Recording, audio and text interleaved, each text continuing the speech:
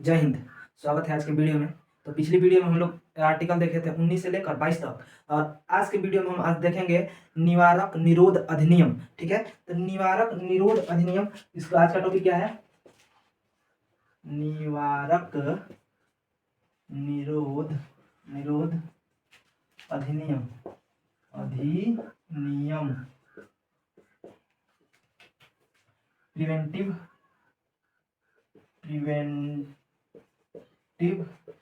Detection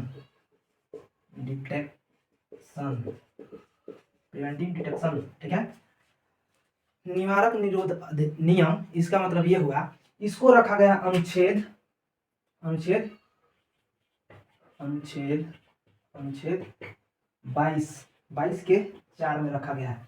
इसे 22 के 4 में रखा गया है। इसके तहत, इसमें इसकी चर्चा है कि इसके तहत किसी भी व्यक्ति को सजा देना नहीं, बल्कि अपराध करने से रोकना। अगर पुलिस को, किसी भी व्यक्ति को पुलिस शक के आधार पर उसे गिरफ्तार कर सकती है, उसे बिना बताए, उसको ये बिना बताए कि आप क्या अपराध किए हैं, उसको शक के आधार पर गिरफ्तार कर सकती है, नजरबंद कर सकती है। वो भी कितने दिनों के लिए? लगभग 3 महीने के लिए। कितने? 3 माह के लिए वो नजरबंद कर सकती है या गिरफ्तार कर सकती है, वो भी शक के आधार पर।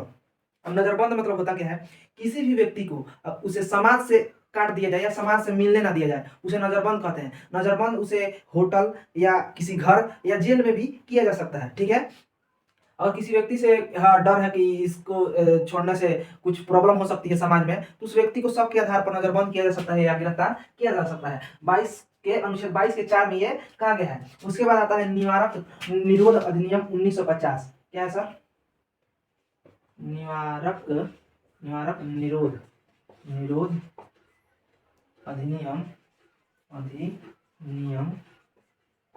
1950।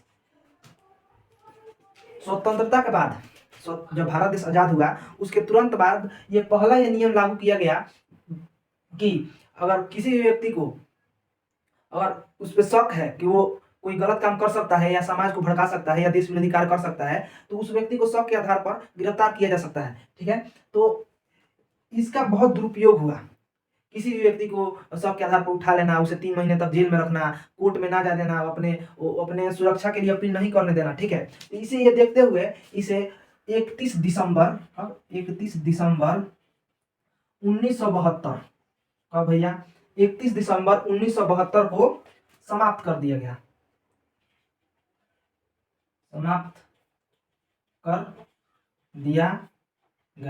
ठीक है, कब किया गया? 31 दिसंबर 1972 को इसे समाप्त कर दिया गया।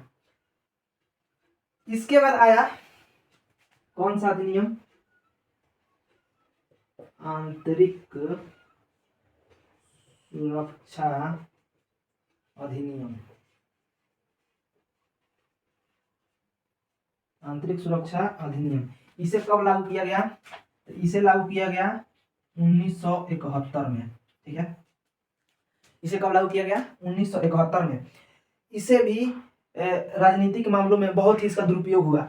मान लीजिए कोई सरकार है और उसको अपना सत्ता बचाना है, तो कह देगी कि राज्य में या देश में आंतरिक अशांति है, कुछ आतंकवादी हैं जो आतंकवादी संगठन बना रहे हैं, या कुछ भी कह के वो आंतरिक अशांति का बढ़ावा देकर राज्य में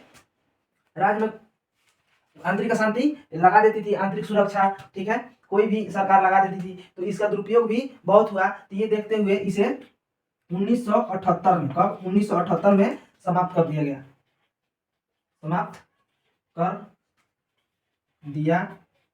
ठीक है, 1978 में समाप्त कर दिया गया। आंतरिक सुरक्षा अधिनियम कब लागू हुआ था? तो हुआ था 1971 में। समाप्त कब हुआ? तो 1978 में। ठीक है, तो इसको मिटा के आगे देखते हैं।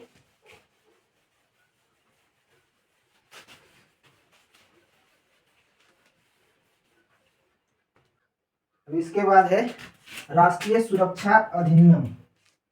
क्या है सर?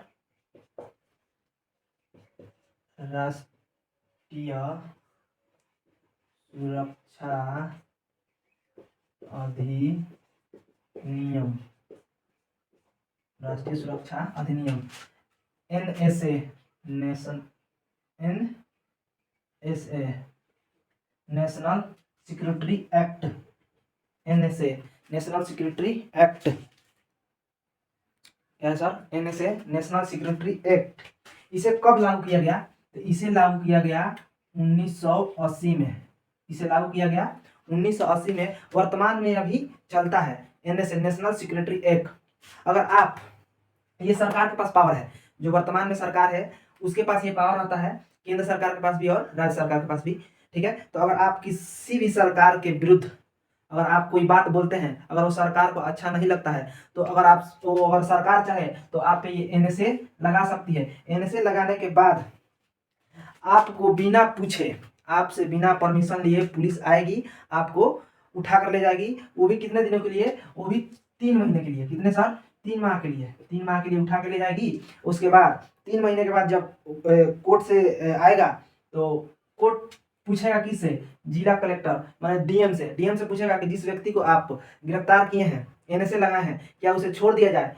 तो डीएम अगर लिख कर दे देगा कि नहीं, उसको छोड़ने से लॉ एंड ऑर्डर बिगड़ेगा, कानूनी प्रक्रिया में बाधा आएगी, तो फिर कोर्ट क्या कहेगा, फिर उसे 3 महीने के लिए और सजा बढ़ा देगा। 3 महीने के लिए सजा और बढ़ा देगा। ऐसे कर करके कम से कम उसे साल भर के लिए जेल के अंदर रखा जाएगा। ठीक है, अब उसमें आप अपना अपना न्यायालय में याचिका दायर भी नहीं कर सकते हैं माफी के लिए। ठीक है, अगर एनएसए आप पे लग जाता है तो। ठीक है, अगर एनएसए लगा है आप पे, अगर एनएसए लगने के बावजूद अगर आप भागते हैं, तो आपको पुलिस एनकाउंटर में मार सकती है। तो इनकाउंटर किसके तहत होता है, राष्ट्रीय सुरक्षा अधिनियम 1980, एनएसए नेशनल सिक्योरिटी एक्ट। ठीक है, समझ गए, नेशनल सिक्योरिटी एक्ट। यहां तक समझ गए। आइए इसके आगे देखते हैं। इसके आगे है आतंकवादी गतिविधियां। यह भी एक अधिनियम था जिसे लागू किया गया 1985 में।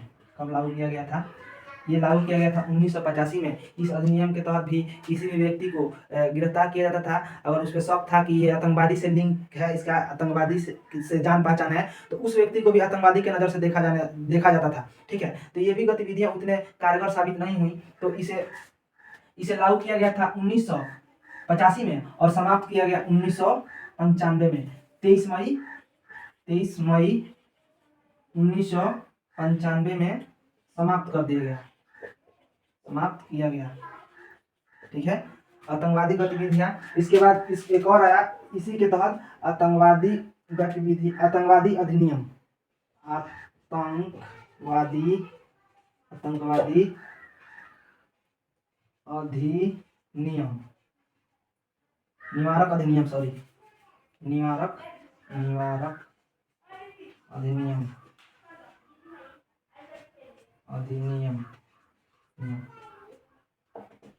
निवारक, इसे बोल देते हैं टाडा, TADA, टाडा। ऐसे बोलते हैं पोडा। ठीक है, आतंकवादी निवारक अधिनियम, इसे लागू किया गया था सर 2001 में। कब लागू किया गया था सर, इसे लागू किया गया 2001 में। 2001 में ये भी कानून उतना सक्सेस नहीं हुआ, तो इसे लागू किया गया 1 में और 2 साल के बाद समाप्त कर दिया। कब किया गया, 3 साल के बाद, 2004 में। 2004 में इसे समाप्त किया गया। ठीक है, तो 4 कितने अभी देखे हम लोग, 1 2 3, एक और देखे थे, 4 नियम देख लिए। उसके बाद और एक नियम है लास्ट, इसको मिटा कर देखते हैं। आइए इसे मिटा कर देखते हैं आगे। टाडा पूडा पूटा खत्म हो गया, इसको मिटा कर देखना है हम लोगों को। गैर आतंकवादी गतिविधियां, क्या देखना सर, गैर कानूनी गतिविधियां अधिनियम। अगला टॉपिक क्या है, गैर कानूनी गतिविधियां अधिनियम।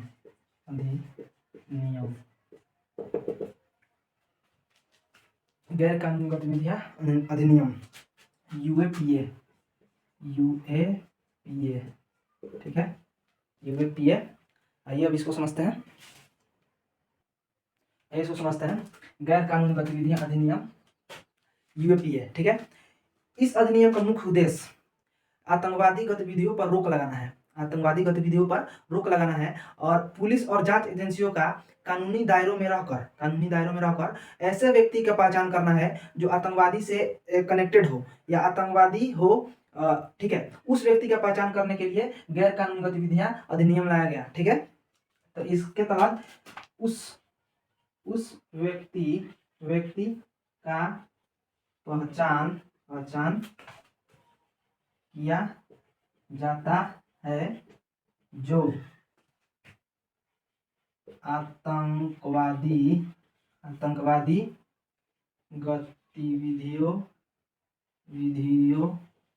गतिविधियों में शामिल होता है, ठीक है। आतंकवादी को पहचानने या आतंकवादी गतिविधियों को रोकने के लिए इस अधिनियम का उपयोग किया जाता है। वर्तमान में अभी 2 अधिनियम चलते हैं, कौन कौन? एक राष्ट्रीय सुरक्षा अधिनियम और गैर कानूनी गतिविधियां अधिनियम, गैर कानूनी गतिविधियां अधिनियम। एक है एनएसए, एक है ये यूएपीए, ठीक है। एनएसए भी अभी भी वर्तमान में वो लागू है और ये भी लागू है। अगर आप किसी भी सरकार को अगर आपको सरकार चाहे कि हम आपको बर्बाद कर दें तो आप ये नियम लगा देगी और पुलिस आएगी और आपको बिना पूछे उठा कर ले जाएगी और आपको इसमें भी कम से कम साल भर तक आपको 3-3 महीने आगे बढ़ा कर कम से कम साल भर तक आपको जेल में रखेगी और कोर्ट में आपका आदेश नहीं बल्कि डीएम का आदेश चलेगा, ठीक है। तो गैर गतिविधियां अधिनियम समझ गए। तो आज हम लोग निवारक निरोध अधिनियम देखें। निवारक निरोध अधिनियम, प्रिवेंटिव डिटेक्शन, ठीक है। तो आज हम इतना समझे, आज के लिए बस इतना ही। अब इसके आगे हम लोग देखेंगे शोषण के विरुद्ध अधिकार और उसके आगे देखेंगे हम धार्मिक स्वतंत्रता, ठीक है। आज के लिए बस इतना ही। जय हिंद।